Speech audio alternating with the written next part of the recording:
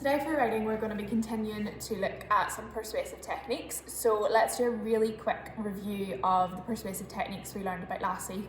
Now, I was so impressed with your posters that you did, as well as the videos that you made on Friday. I think that's my favourite piece of work you have submitted since we have been in lockdown, and they really made my day. And you showed me that you really got your head around them, so hopefully you'll be able to then apply them into today's piece of work really nicely. So let's have a quick look over them. I'll put them up on the screen. We've got our triples, so that's our list of 3. Direct address, so saying you or telling somebody to do something. Statistics, that's using like fractions, decimals, percentages to sort of make your point. Emotive language, using really sort of wow emotional words to try and get somebody sort of guilt trip them or make them care about something. A rhetorical question, when you ask a question that doesn't really need an answer, but it means to make that person think about it. So for example, the cream egg, how will you eat yours? Well, it makes you think, well, how would I eat a cream egg? And then you want a cream egg. Then we've got repetition, so you'll see phrases and words repeated throughout different adverts and different things. We've got opinion, so people, that's everyone loves it, like, you know, it's not a specific fact, but it's like everyone loves crunchy nut cereal kind of thing. Facts, you know, Coca-Cola is the most popular soft drink in the world. I know a few people got confused between facts and statistics. They're really similar. The only difference is statistics tend to have a number, either a fraction, a decimal, or percentage in them. And then we've got alliteration, so when one or more words in a sentence have, two or more words in a sentence have got the same letter. So the example there is tango will make your taste buds tingle, so ta-ta-ta. And then finally we've got endorsements, so that is when somebody who is an expert in the field or a famous person really, will give a sort of, I really like this product, or you should buy this product. So that's a really quick run through of the persuasive techniques. Obviously you can go back and watch last week's video if you want a little bit more in depth, but today we are going to be applying those techniques in a different way. So last week it was all about selling your objects. But this week, we're going to be trying to use these techniques to convince somebody of something. So I was actually speaking to somebody last week on the phone about this, and they'll know who they are when they're watching, and we were talking about how we would persuade a parent to get a takeaway for tea. So I had asked this person and said, what would you do? Well, I would keep annoying them and I would keep nagging them. So that's your repetition. You would say, you know, like, oh, but everyone loves a McDonald's, something like that. Again, that's your opinion. You would say, what would you get if we did go to McDonald's? You know, trying to build that in. You're actually using those techniques already without even thinking about it, trying to convince somebody at home to get you something nice and tasty for your tea. Now, it doesn't always work, but I'm sure whoever's at home will be absolutely thrilled with me for teaching you all these ways to try and persuade them to do things like get takeaways for dinner when they're not really wanting to. So today we are going to be doing an activity called Room 101. And Room 101 is a game show. It's been about for a while, and it is where there's a panel of people and they all pick an item that they wish to banish into this room called Room 101. And if something gets put into Room 101, it means it vanishes forever. So what you have to do is think of something really annoying that you don't like, and then you have to try and convince people that that is the thing that should win and should get put into Room 101. So it's probably easier rather than me just explaining it if I show you. So I have put a link, it's in the bio and it's also on the Teams task list for you, to a YouTube video, and it's a kids version of this TV show. So it's a really good clip, it's about 5 minutes long. I can't put it in this video just because of the copyright reasons, so unfortunately you do need to pause me, go away and play it, and then come back. So once you've watched that, come back and see me. So hopefully you enjoyed that video of the children talking about Room 101 and the things that you would banish. So which one do you think, if you were judging, you would pick to banish to Room 101? So what we are going to do today is we're going to try and put up a bit of a better argument than those children. They kind of just gave their reasons and made a bit of a joke, and it was just a fun special, but we're really going to try and convince people that our object should be sent to Room 101.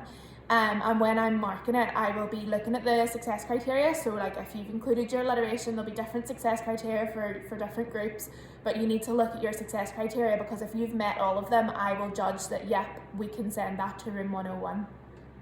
I'll even do my best to actually try and get rid of them, but you never know.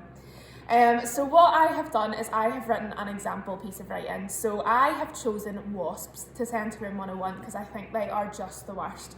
I do not like them at all. So I'll pop it up here and you can see this is my short speech that I have made to banish wasps to room 101.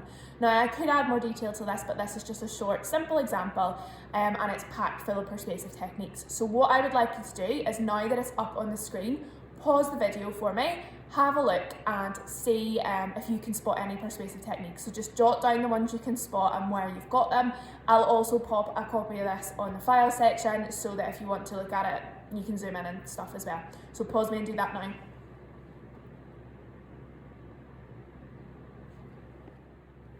Okay, so let's go through and talk about the persuasive techniques that we saw in this piece of writing. So I've started off with my kind of opening paragraph. So whenever I'm making any sort of speech, you can't just start straight into it. You have to kind of talk about why you're talking, what the kind of theme of the speech is going to be, and set the tone as well. So I have started, I would like to banish wicked wasps to room 101. So a really clear opening statement. It explains exactly what the point of this piece of text is, and it tells you what is sort of going to come. I'm going to give you 3 reasons why they should be sent to the room forever. So already we've got wicked wasps, so that's our alliteration, and we've got 3 reasons, so that's our list of 3. You'll also see wicked wasps is in the banish wicked wasps is in, that's a tongue twister, is in the title and then also in the first line. So there's already, in just 2 sentences and a title, I've got alliteration, I've got a list of 3, well I've said I'm going to do 1, and I've got repetition of banish wicked wasps. So then I've launched into my 3 reasons, and you can see that I've split those up really neatly into paragraphs. I've chunked it. It makes it really easy to pick apart those 3 reasons and really get them into the person who is either listening or reading that's brain. Firstly, wasps cause a great amount of fear for people and stop people from going outside. 4 out of 5 people report they have abandoned the picnic because of being chased around by wasps. This means that millions of people are not enjoying their summers because of the wicked wasp. So what I have done is said that wasps cause fear. I have explained what the impact of that is, so they can't go outside and they don't enjoy their summers. I've also fired a statistic in there, because I've said 4 out of 5 people, so that's a fraction, report they have abandoned a picnic. So I've talked about what the problem is, they cause fear, what the consequences are, if people can't have their picnics, they can't go outside, they can't enjoy their summers, and I've backed it up with a statistic. Now obviously I have no idea if that's true, I've made this up. Normally if we were actually doing this for something more professional, like if we were making a speech to a politician or something like that, you would really need to check your facts, but for this activity it's okay to kind of make them up, but make them slightly believable. So second, wasps don't have any positive purpose. So there's another wee snippet of alliteration in there. They only cause harm to other creatures. At least bees create honey and pollinate plants. Wasps don't do anything good. Is there any point in wasps existing? So you can see in there, I've said at least bees create honey and pollinate plants. That is a fact. I've fired that in there. And then I have done, is there any point in wasps existing? So that is my rhetorical question. And then our third paragraph of reasons. Finally, wasps are evil. They really hurt you when they sting you, and some people have allergies to them they can die from. Again, there's another fact in there. I've also fired in some emotive language. Evil's a really strong word. Philip Schofield has to carry around an EpiPen in case he gets stung by a wasp and dies, so he wants them gone too. So even though this is a bit of a negative thing, I've managed to fire an endorsement in there of somebody that wants to get rid of it. Again, I don't know if that's true, it's just made up. And then I've finished off with a really strong finishing line. I hope you can see that wasps should be gone forever. Banish wicked wasps to room 101. And again, I've put that banish wicked wasps in my final thing. It's dropped in throughout. Really, really repetitive. So when the person finishes reading, they have banish wicked wasps kind of going round their head. You can also see that I've used my time openers. I've got firstly, secondly, finally. So it's really spread out my 3 reasons. And I've used paragraphs to help split them up and chunk it as well. So hopefully you can see how many persuasive techniques I've managed to pack into that piece of writing, and how that would help if I was actually making this speech on the TV show to try and convince people that that is what should go into room 101. So today's task is going to be for you to pick your own thing to go into room 101. So it can be anything remotely sensible. It obviously has to exist and it's nothing offensive. In previous times when I've done this task, I've had people trying to banish their brother or sister into room 101.